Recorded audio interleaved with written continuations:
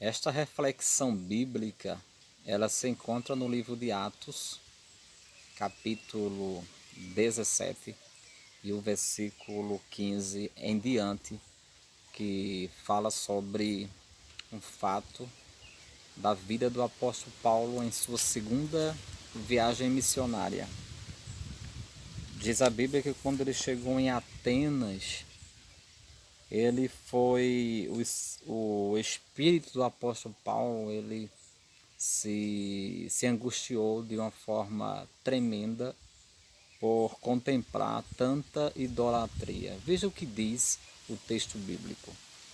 17, capítulo 17 de Atos dos Apóstolos, o versículo 15, a Bíblia diz: E os acompanhavam Paulo, e os que acompanhavam Paulo o levaram até Atenas e, recebendo ordem para que Silas e Timóteo fossem ter com ele, o mais depressa possível, partiram. E enquanto Paulo os esperava em Atenas, o seu espírito se comovia e em si mesmo, vendo a cidade tão entregue à idolatria. Veja que tristeza quando Paulo ele chega em Atenas. A gente conhece muito bem a história da Grécia antiga, uma história que é repleta, carregada de idolatria, de muito paganismo.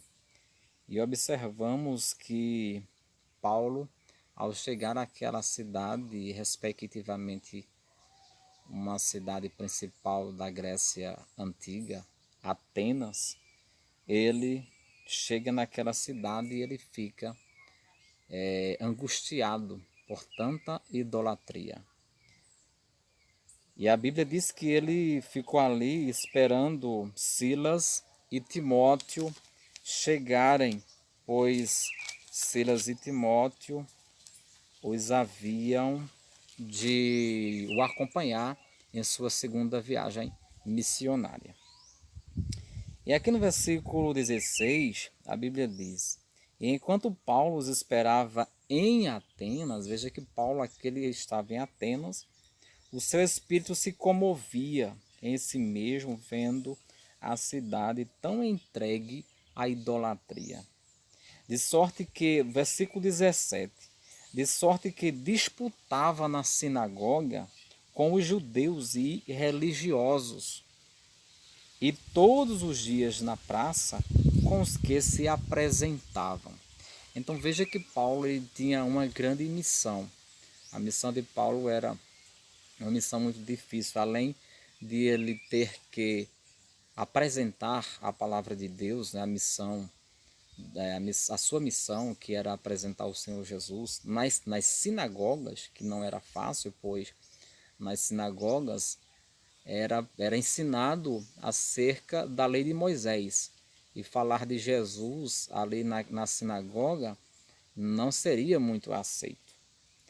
E observamos que Paulo ele se encontrava nas sinagogas ensinando acerca do reino de Deus. E aqui diz na Bíblia também, todos os dias na praça. Tanto ele apresentava aos judeus quanto aos religiosos. E aqui diz, todos os dias na praça com os que se apresentavam. E diz no versículo 18, e alguns dos filósofos epicureus e estoicos contendiam com ele.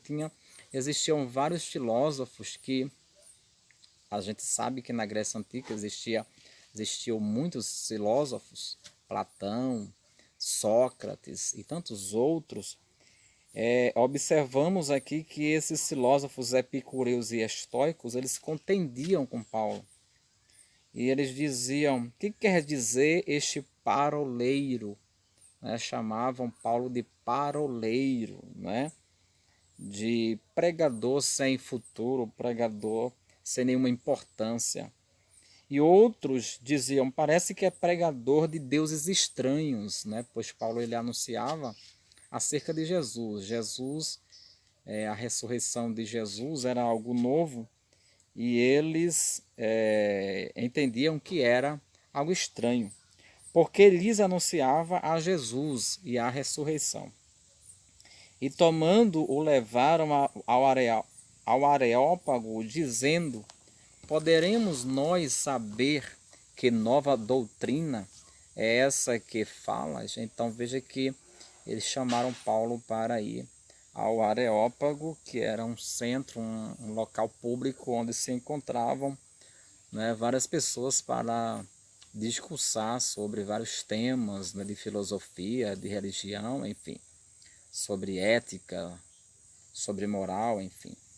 No versículo 20 a Bíblia diz: pois coisas estranhas nos trazes aos ouvidos, queremos pois saber o que vem a ser isso. Então veja que quando Paulo ele chega a Atenas, que ele começa já a apresentar a ressurreição e também falar de Jesus, eles consideraram aquilo como algo estranho, porque eles ainda não conheciam acerca de Jesus, não conheciam acerca da ressurreição. Até muitos eles não criam na ressurreição.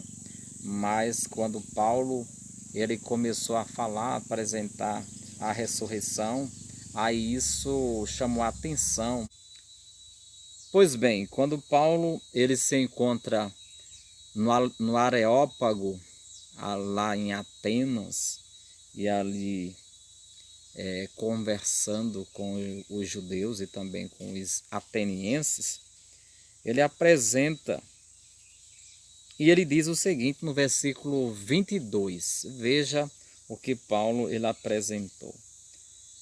E a narrativa de Atos, Lucas, ele escreve dizendo: e estando Paulo no meio do Areópago, disse: varões atenienses, em tudo vos vejo um tanto supersticiosos.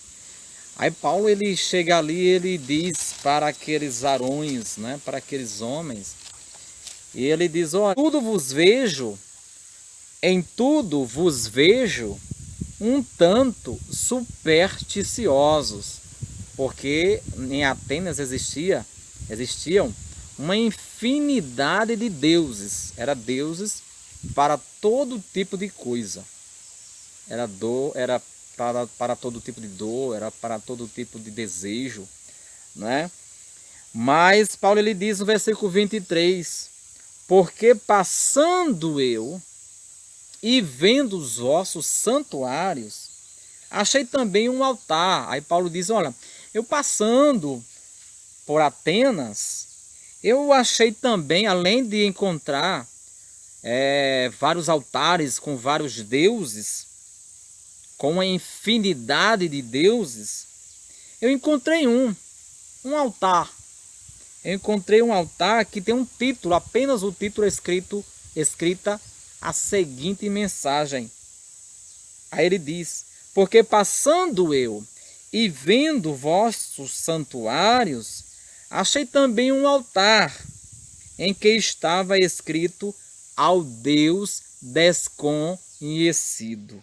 Então veja, aí Paulo ele passando, ele contempla um altar, e nesse altar apenas tem um título, não é? Tinha um título escrito: ao Deus desconhecido. Não tinha Deus, não tinha imagens, não tinha nenhum Deus naquele altar, apenas o nome escrito: ao Deus desconhecido. Esse, pois, aí ele diz: esse, pois, que vós honrais, não o conhecendo, é o que eu vos anuncio. Glória a Deus. Aí Paulo ele diz: olha, esse Deus que vocês não conhecem, é o que eu vos anuncio. É o que eu estou anunciando para vocês. Ao Deus desconhecido. Esse, pois, que vós honrais, não o conhecendo, é o que eu vos anuncio. Paulo diz: olha, vocês honram, mas não o conhecem, que tem o título: ao Deus desconhecido. É esse que eu vos estou anunciando. Aí ele diz, o Deus, aí ele vai dizendo quem é esse Deus, no versículo 24. O Deus que fez o mundo e tudo o que nele há, sendo Senhor do céu e da terra, não habita em templos feitos por mãos de homens. Veja que Paulo lhe diz de forma taxativa. Ele diz, olhem, o Deus que fez o mundo,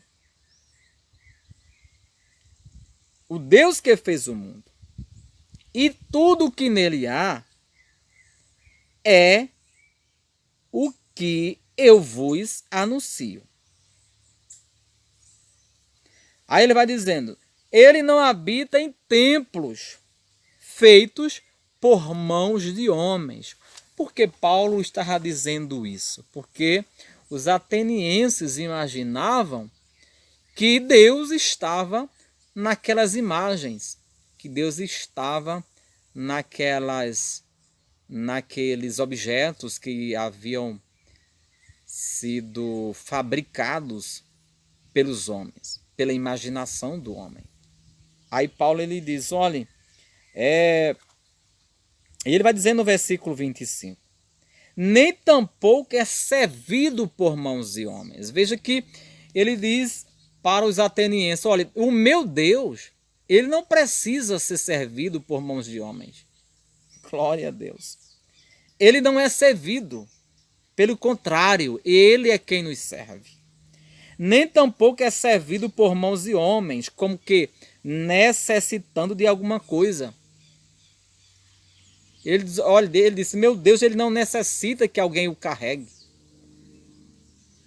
Louvado seja o nome do Senhor. Ele vai dizendo, pois ele mesmo é quem dá a todos a vida, a respiração e todas as coisas. Louvado seja o nome do Senhor. Então veja, meu amigo, minha amiga, que coisa maravilhosa, não é? Deus, ele é um Deus tão grande, o Deus do universo, e muitas vezes a gente focaliza a nossa crença num artifício fabricado por mãos de homens. Mas eu quero dizer para você que neste momento, Deus está te orientando para que você adore ao Deus do céu e não ao artifício. Ele não quer que você se